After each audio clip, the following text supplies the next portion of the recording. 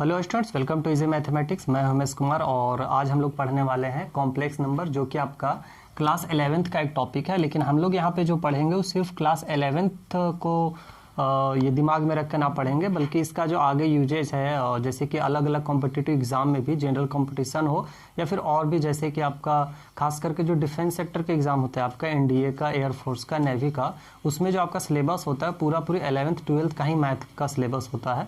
तो उसके लिए ये सब सारी चीज़ें बहुत ज़रूरी होता है। ठीक है, तो आज हम लोग उसी का एक पहला टॉपिक स्टार्ट करें, कॉम्प्लेक्स नंबर। इस चैनल पे आपको हमेशा रेगुलर जो है सो अब वीडियो मिलेगा आपका। इसका भी हम एक प्लेलिस्ट रहेगा, उसमें सीरीज वाइज हम जो है सो डालते रहेंगे। और किसी भी तरह का आपको कुछ होगा तो हम यहाँ पे आपको मतलब कर सकते हैं मैसेज या फिर कॉल, उसके बाद हम आपको या उसका सॉल्यूशन करवा देंगे। ठीक है, तो आज हम लोग पढ़ने वाले कॉम्प्लेक्स नंबर, जो कि एक बिल्कुल, अगर आप, चूँकि ऑब्वियस है कि ये पढ़ना है हम लोग को 11th में, तो लोग 10th दे करके ही आप पढ़ रहे हैं, तो इसमें एकदम से नया है। ठीक है, लेकिन नया है इसका मतलब ये नहीं कि बहुत टफ है या फिर कुछ और है ना। हम लोग बहुत ही आसान तरीके से इसको देखेंगे, आखिर कॉम्प्लेक्स नंबर क्या है, इसका कैसे आया, ठीक है, इसका आखिर यूजेस कहाँ हुआ और हम लोग कैसे यूज करेंगे। ठीक है, उसके पहले एक्चुअली हम बताते हैं, जब कॉम्प्लेक्स नंबर हम लोग पढ़ेंगे तो इसमें हम लोग को पढ़ना है एक इमेजिनरी नंबर, क्योंकि इमेजिनरी नंबर जब तक हम लोग नहीं पढ़ेंगे कॉम्प्लेक्स नंबर हम लोग नहीं पढ़ सकते हैं। ठीक है, तो सबसे पहले हम लोग देखेंगे इमेजिनरी नंबर क्या होता है। अब जैसे ही इमेजिनरी नंबर का बात आया तो इसका अगर लिटरल मीनिंग भी आप देखें तो इसका मतलब होता है काल्पनिक संख्याएं। ठीक है, तो ऑब्वियस है इसका काल्पनिक होगा, जिसका रियलिटी से बहुत ज़्यादा संबंध नहीं रहेगा। लेकिन थोड़ा सा हम लोग पीछे रिकॉल कर लेते हैं कि अभी तक हम लोग क्या क्या नंबर सिस्टम में पढ़ चुके हैं। दैट इज, अभी तक हम लोग जो पढ़ते आ रहे थे वो सारे रियल नंबर्स थे। ठीक है, अभी तक हम लोग जितना पढ़े वो सभी क्या थे, रियल नंबर्स थे। और रियल नंबर्स को अगर हम लोग मेनली जो दो भागों में बांट करके पढ़े वो क्या था, rational and irrational. Rational number and irrational number के रूप में हम लोग पढ़े अभी तक। ठीक है, मेनली क्या, अभी तक हम लोग जितना भी पढ़े वो सभी रियल नंबर्स था। रियल नंबर्स को अगर हम दो भाग में डिवाइड करें तो वो rational number and irrational number के रूप में पढ़े। जो कि रेशनल नंबर का आप भी डिफिनेशन जान रहे हैं कि जो नंबर p बाई क्यू के फॉर्म का होता है, जहाँ पे p एंड q जो आपका होता है वो इंटीजर्स होते हैं। ये क्या होते हैं, इंटीजर्स होते हैं।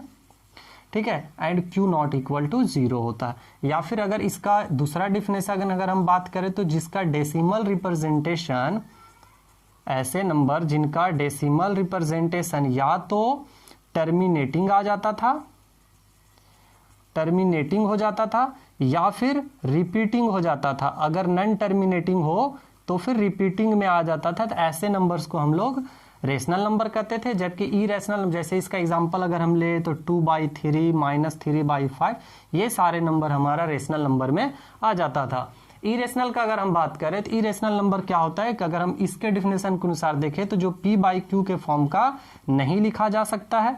और अगर इसका डेसिमल रिप्रेजेंटेशन अगर हम बात करें इरेशनल नंबर, तो वो क्या होता था, नॉन टर्मिनेटिंग होता था, non terminating and non repeating होता था, है ना, नॉन रिपीटिंग होता था। जिसके बारे में आप क्लास 10th में अच्छे से पढ़े थे, जिसमें आपका क्वेश्चन भी आता था कि प्रूव करो कि √2 इज एन इरेशनल नंबर, है ना, इस तरह करके √3, ये सब सारी चीज़ें इरेशनल होता है। अगर हम इसका डेसिमल रिप्रेजेंटेशन देखेंगे तो ना तो कभी एंड करेगा, दैट इज टर्मिनेट करेगा, और ना ही कभी आपका ये टर्मिनेट होगा, और ना ही रिपीट करेगा कभी।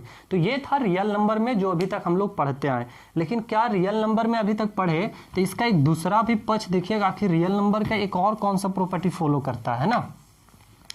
रियल नंबर का एक और प्रॉपर्टी होता है, अगर हम इसको दूसरे तरीके से डिफाइन करें रियल नंबर का, तो इसको ऐसे भी लिख सकते हैं, a number whose square is positive. ऐसे नंबर जिनका स्क्वायर क्या होता है, पॉजिटिव होता है, उसको हम लोग क्या बोलते हैं, रियल नंबर कहते हैं। तो एक चीज़ आप नोटिस करें कि अभी तक जितना नंबर आप पढ़ते आए थे क्लास 10 तक, उसमें किसी भी नंबर को अगर आप उठा करके देखें तो उसका स्क्वायर क्या होता है, पॉजिटिव होता है। जैसे कि अगर हम 2 का स्क्वायर ले तो 2 का स्क्वायर भी पॉजिटिव होगा, और -2 का स्क्वायर ले तो इसका स्क्वायर भी पॉजिटिव ही आएगा। मतलब अभी तक का हम लोग जितना भी नंबर पढ़ते आए सभी का स्क्वायर क्या होता है, पॉजिटिव होता है। ठीक है, अब हम लोग आते हैं इमेजिनरी नंबर पे। आखिर इमेजिनरी नंबर क्या होता है और इसका जरूरत क्यों पड़ा। तो आप लोग क्वाड्रेटिक इक्वेशन जब सोल्व करते हैं इस तरह के फॉर्म का, ax² plus bx equal to c। अगर क्वाड्रेटिक इक्वेशन जहां हम लोग सॉल्व करते थे, ठीक है, तो हम लोग यहाँ एक निकालते थे डिस्क्रिमिनांट जिसका वैल्यू होता है b² माइनस 4ac। और जब इसको बनाते थे तो ध्यान रखना होता था कि अगर इसका वैल्यू ग्रेटर देन और इक्वल टू 0 आता था तब तो हम लोग बोलते थे इसका सॉल्यूशन एग्जिस्ट करता है, इसका सॉल्यूशन एग्जिस्ट करता है। और अगर इसका वैल्यू लेस देन 0 आ जाता था, अगर लेस देन 0 आ जाता था डी का वैल्यू, तो हम लोग सीधे लिख देते थे कि solution does not exist, solution exist नहीं करता है ना, does not exist, solution exist नहीं करता। आखिर ऐसा क्यों लिखते थे, है ना, जब डी का वैल्यू 0 से छोटा आने पे इसका सॉल्यूशन एग्जिस्ट क्यों नहीं करता था, तो वो देखिए, चूंकि हमारे पास फॉर्मूला होता था x के equal to minus B plus minus under root D और बाई 2a। और हम लोग अभी पढ़े कि जितने भी रियल नंबर होते हैं उनका स्क्वायर जो है सो पॉजिटिव होता है। इट मीन्स, और स्क्वायर का क्या रूल होता है कि अगर 2 का स्क्वायर 4 है देन अंडर रूट अंडर 4 का वैल्यू 2 होगा। इन द सिमिलर वे -2 का स्क्वायर 4 है देन 4 का अंडर रूट क्या होगा, 2 होगा, -2। इसीलिए हम लोग कहते हैं कि रूट अंडर 4 का वैल्यू क्या होता है, +-2 होता है। जब किसी भी रियल नंबर का स्क्वायर निगेटिव नहीं होता है तो फिर निगेटिव का स्क्वायर रूट रियल नंबर में तो नहीं मिल सकता है। लेकिन जब हम लोग क्वेश्चन बनाते थे तो यहाँ पर तो इसका वैल्यू निगेटिव आ जाता था और दैट्स वाई हम लोग कहते थे कि इसका सॉल्यूशन एग्जिस्ट नहीं करता है। तो इसी कारण से एक मैथमेटिशियन जिनका नाम आयोटा था वो एक नया नंबर इंट्रोड्यूस किए जिनका स्क्वायर निगेटिव हो। ठीक है, एक मैथमेटिशियन थे जिनका नाम आयोटा था और इन्होंने एक नया नंबर इंट्रोड्यूस किया, दैट इज उसका नाम भी इन्होंने आयोटा ही रखा। ठीक है, जो नंबर आया उसका नाम भी आयोटा ही रखा। तो सबसे पहले इसका डिफिनेशन देख लेते हैं कि इमेजिनरी नंबर किसको कहते हैं। Definition, a number whose square is positive, whose square is negative,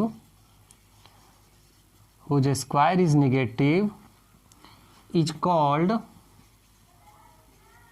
imaginary number। imaginary number एक ऐसा नंबर जिसका स्क्वायर निगेटिव हो उसको हम लोग इमेजिनरी नंबर कहते हैं। It is denoted by small I जिसको हम लोग आयोटा पढ़ते हैं। ठीक है, एंड डिफाइंड एज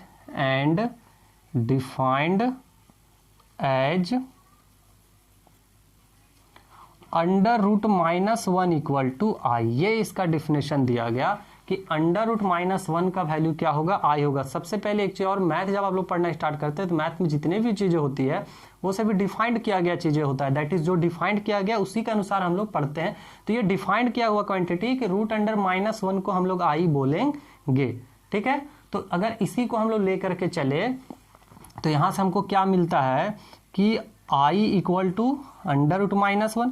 अगर हम दोनों साइड स्क्वायर कर देते ये क्या बन जाएगा, आई स्क्वायर इक्वल टू -1। तो यही है कि एक ऐसा नंबर जिसका स्क्वायर क्या हो, निगेटिव हो। अगर हमको आई क्यूब का वैल्यू निकालना हो, आई का पावर 3 का, तो क्या लिख सकते हैं, आई स्क्वायर इंटू आई। हम लोग जानते हैं कि बेस सेम रहने पे पावर ऐड हो जाता है, यहाँ पावर 2 यहाँ 1 है। एंड आई स्क्वायर का वैल्यू अभी क्या देखे, -1 एंड ये आई, तो इसका वैल्यू क्या आ गया, -i। उसी तरह अगर हम लोग को देखना हो आई टू द पावर 4 का वैल्यू क्या होता है तो हम लोग क्या लिख सकते हैं इसको, I square multiplied by I square. And I square का वैल्यू अभी हम लोग क्या देखे, -1 मल्टीप्लाइड बाय -1 दैट इज 1। तो यहाँ से हमको 4 वैल्यू मिला।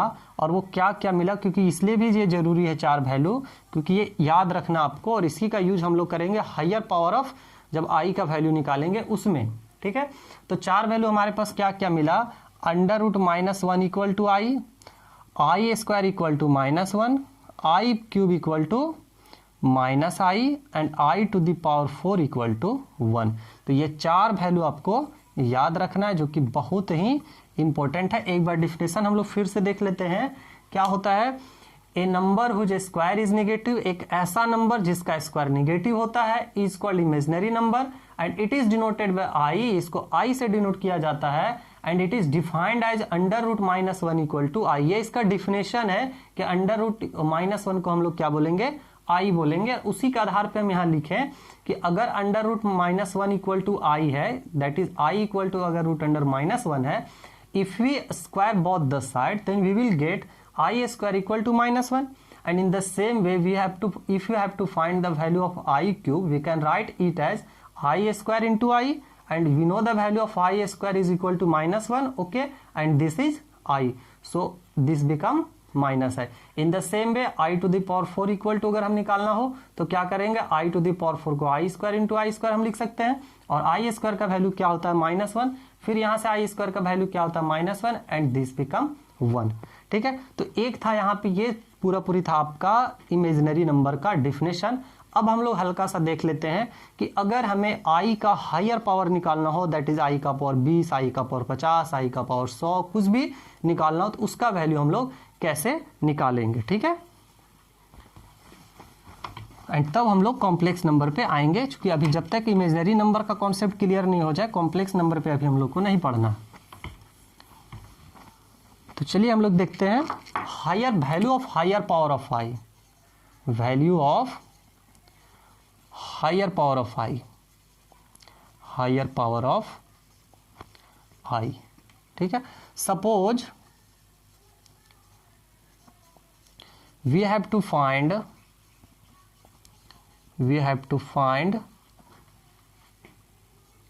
The value of I to the power n where n greater than 4। n का वैल्यू 4 से बड़ा क्यों ली, क्योंकि 4 तक तो हम लोग जानते हैं, I2 यहाँ एक बार फिर से लिख दे रहे हैं। ठीक है, root under minus one equal to i square equal to minus one, i cube equal to minus i, and i to the power 4 equal to 1। Okay, ये चार वैल्यू तो एकदम आपको दिमाग में रखना है। अगर हमको आई टू द पावर एन का वैल्यू निकालना हो, जहां पर एन का वैल्यू क्या है 4 से बड़ा है, ये हम चूंकि इसलिए आपको डिराइव करके बता रहे हैं क्योंकि इसके बाद हम लोग इसका जो वैल्यू निकालें, कितना भी आई का पावर चाहे 50, 100, 200, 300, ठीक है, वो हम लोग आराम से सेकेंडों में निकाल सकते हैं। मुश्किल से 4 से 5 सेकंड में हम आई का पावर का वैल्यू निकाल सकते हैं, चाहे कुछ भी दे दे।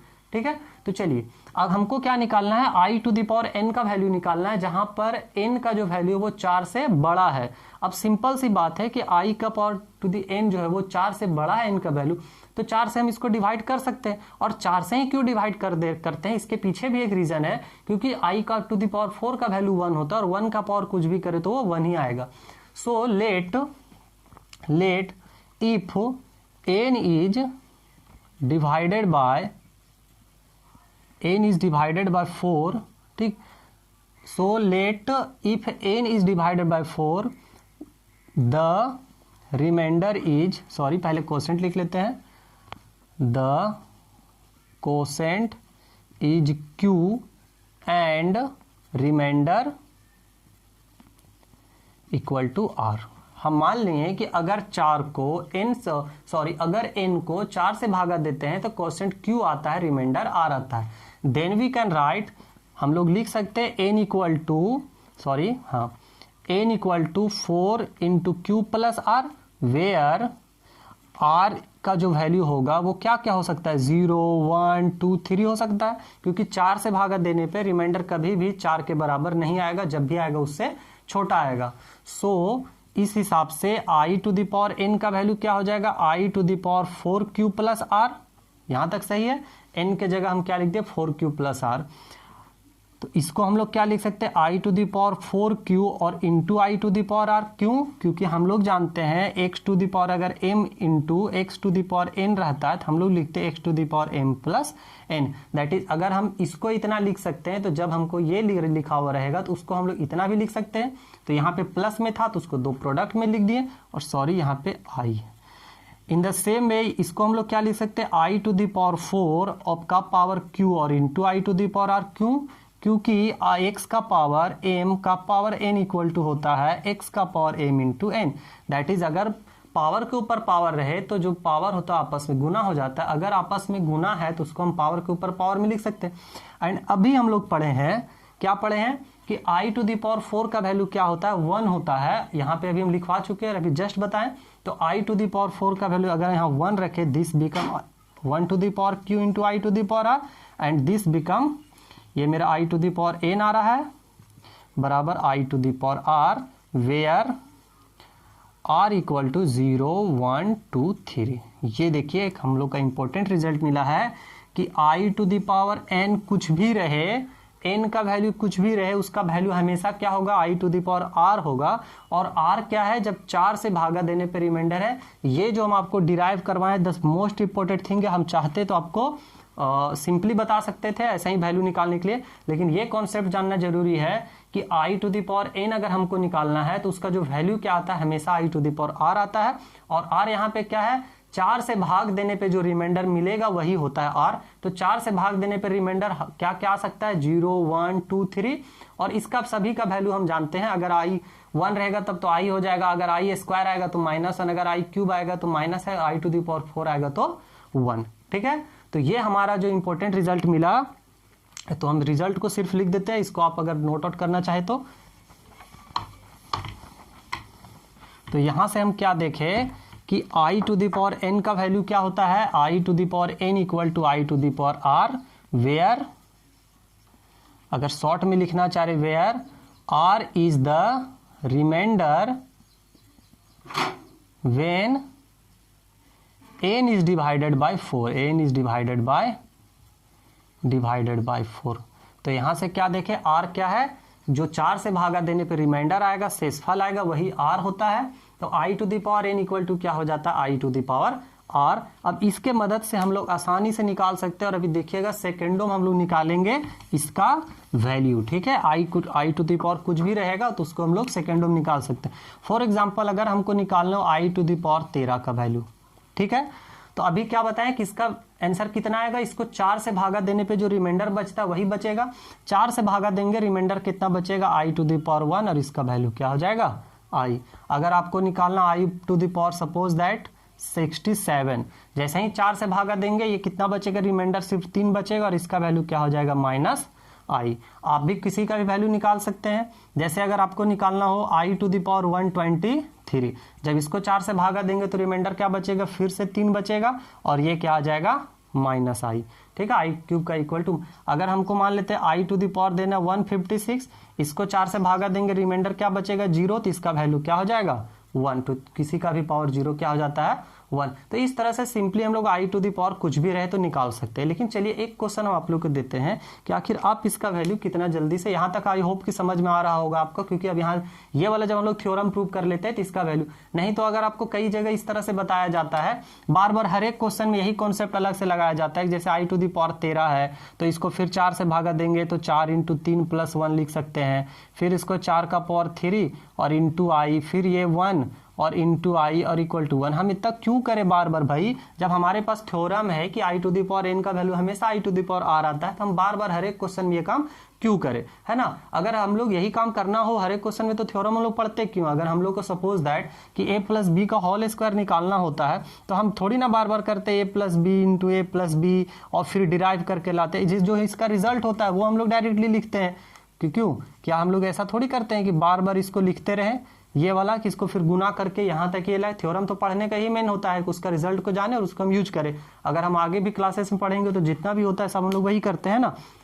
चलिए, तो अब एक इंटरेस्टिंग क्वेश्चन दे रहे हैं कि आखिर इसका वैल्यू क्या होगा i to the power r का, है ना। Sorry, i to the power अगर एक हम बड़ा नंबर दे दे, suppose that i to the power 5 6 2 3 4 5 3 2 8 6 4 7 जो भी है 3 2 1, ठीक है। अगर हम बोले कि i टू द पावर इतना का वैल्यू निकाले, आप क्या करेंगे कि इसको हम 4 से भागा दें। 4 से भागा देने के बाद हमको तो रिमाइंडर ही चाहिए, क्योंकि इसका आंसर जो भी होगा सिर्फ इसके रिमाइंडर पर डिपेंड करेगा। तो इतना तो भागा देने लगेंगे तो हमको तो मतलब बहुत टाइम लग जाएगा, एटलीस्ट 2 से 3 मिनट तो लग ही जाएगा, है ना।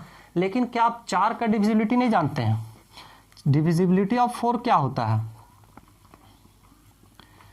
ऑफ 4 क्या होता है कि कोई भी नंबर अगर दिया हुआ है तो ये 4 से डिविजिबल तभी होगा जब इसका आखिरी 2 डिजिट 4 से डिविजिबल होगा, और ये रिमाइंडर वही बचेगा जो इसका आखिरी जो 2 डिजिट है उससे बना हुआ नंबर का रहेगा। तो हम पूरा नंबर को भागा ना दे करके सिर्फ हम आखिरी 2 डिजिट को भागा देंगे और वहीं से हमको रिमाइंडर पता चल जाएगा कि रिमाइंडर क्या होगा। तो इतना इक्वल टू क्या लिख देंगे, एक कैश है, इसको 4 से भागा देंगे तो एक बार में आएगा और ये हो जाएगा i⁻1। सिंपल। तो ये बड़ा अच्छा चीज है। तो सभी चीज का हम लोग यूज करना है। जैसे डिविजिबिलिटी हम पढ़ चुके 5, 6, 7 क्लास में जो भी पढ़े हो, ठीक है, उसका भी हम लोग यहाँ पे आराम से यूज कर सकते हैं। तो अब हम कुछ क्वेश्चंस आप लोग के लिए दे रहे हैं, ठीक है। अब कुछ भी हमारे पास रहे वो आसानी से हम निकाल सकते हैं, जैसे i⁻5, 6, 3, 4, 5 कुछ भी रहे। क्या हम सिर्फ लास्ट का 2 डिजिट देखेंगे 45, इसको हम भागा देंगे 4 से, तो फिर रिमाइंडर सिर्फ क्या बचेगा i⁻1 और इसका वैल्यू क्या हो जाएगा, सिर्फ हो जाएगा हमारा i, ठीक है। तो कोई भी अब हम लोग इजिली निकाल सकते हैं इसका वैल्यू। इसके साथ ही एक रिजल्ट और करवा देते हैं हम आपका, ठीक है, जो इंपॉर्टेंट रहेगा। अगर हमको निकालना हो 1/i का वैल्यू, तो इसका वैल्यू क्या होगा, सिंपल करते हैं, ऊपर नीचे i से मल्टीप्लाइड कर देते हैं, क्या बन जाएगा i और यहाँ हो जाएगा i² और i का वैल्यू i² का वैल्यू -1 हम लोग जानते हैं और ये क्या हो जाएगा माइनस ऊपर ले जाएंगे तो -i। कहने का मतलब क्या हुआ, 1/i इक्वल टू -i। मतलब जब कभी भी हमको 1/i का वैल्यू जरूरत पड़ेगा हम लोग क्या लिखेंगे, -i। तो आज के क्लास में हम लोग क्या पढ़ लिए, इमेजिनरी नंबर पढ़ लिए। इमेजिनरी नंबर क्या होता है, i का पावर कैसे निकालते हैं। और हाँ ध्यान रखिएगा, हम आपको बता रहे हैं ये i⁻ से रिलेटेड क्वेश्चन आपको हर एग्जाम में मिलेगा, चाहे कोई भी एग्जाम आप लोग दे। i का जो हायर पावर होता है इसमें सभी एग्जाम में मिलेगा, आप चाहे एनडीए का दे, चाहे एयरफोर्स, इस सब में आपका बहुत है। और भी कई चीजें कॉम्प्लेक्स नंबर का हम पार्ट बाय पार्ट करके इसका जो है सो सीरीज लाते रहेंगे, ठीक है। तो कुछ क्वेश्चन हम आप लोग के लिए, आप लोग इसको बनाइएगा। कुछ क्वेश्चन दे देते हैं i⁻ निकालने के लिए।